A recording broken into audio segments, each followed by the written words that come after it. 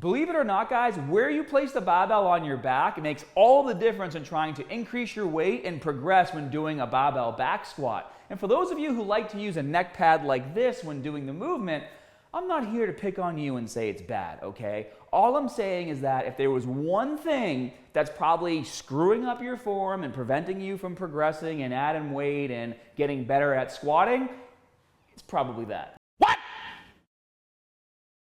For whatever reason, most people when they start squatting, they place the barbell really high up on their neck. And this is bad for a few different reasons. Number one, you don't want all of that weight resting on your neck and your spine because it can cause a serious injury. Number two, what's actually happening as you're squatting and you're descending and your hips are moving back and your upper body, even though your chest is up, is leaning forward, is that all of that weight, because it's so high up, is shifting forward as well. And it's bringing the center of gravity more over your knees and your toes. So what ends up happening is that you're forced to push through your toes, and it makes the exercise a bit more quad dominant as well, which means you're leaving a lot of strength on the table because you're not properly activating your glutes and hamstrings.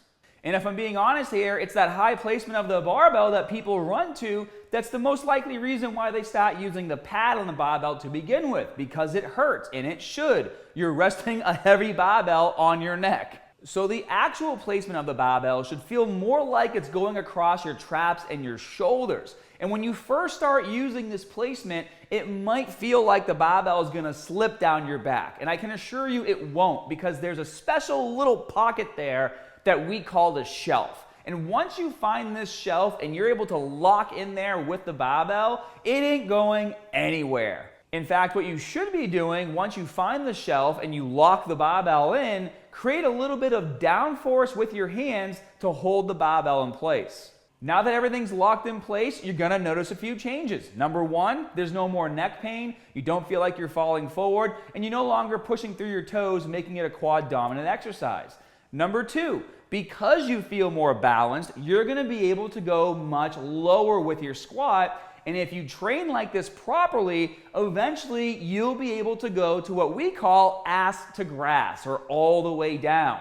Now, I should mention that if you're not used to going this low, you're probably gonna wanna lower the weight, because those muscles, more specifically your hamstrings and your glutes, they're not used to activating at the bottom of the range of motion. It's gonna take a few weeks for them to catch up, but they will catch up quick, I promise you that. So now that we've locked in proper form, let's get back to talking about this, the barbell pad.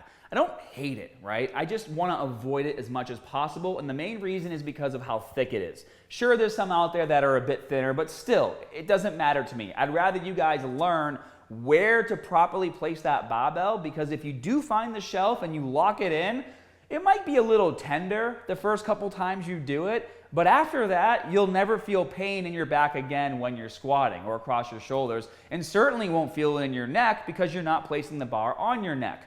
The reason why I don't like this is because most people, when they put the pad on, they use that almost as like a buffer. Like if you're squatting and the bar's on your neck and it hurts, you're gonna change where you're placing the barbell, right? If you go to the gym and you immediately grab one of these and throw it on the bar, you can place this even up here on your neck. It's not gonna hurt because the pad's protecting you. But even if you do place the bar across that shelf, there's an inch of space here now that will throw off your center of gravity. So I just like to avoid it as much as possible. If you're having a hard time and the pain is bothering you, try to squat 2-3 sets on your own without using the pad, and if you need to use it for the last couple sets, throw it on there. But work your way to wean off of using the barbell pad, please.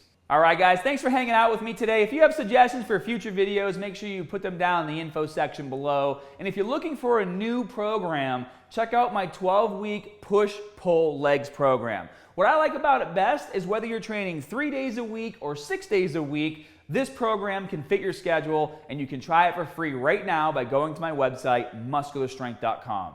Be sure to subscribe, tap that like button if you enjoy my content, and as always, more good stuff coming soon. See you guys.